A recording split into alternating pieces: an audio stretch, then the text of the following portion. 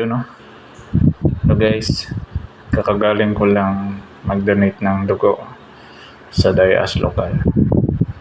And salamat sa Diyos, katapos tayo. Hindi matay.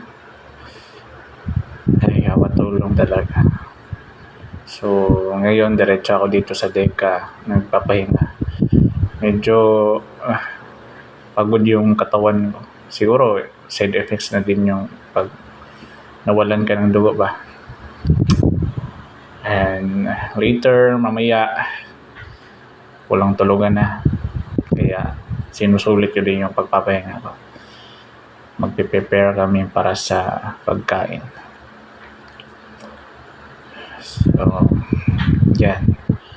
Grand Fiesta ng Diyos bukas and 3 days SPBB.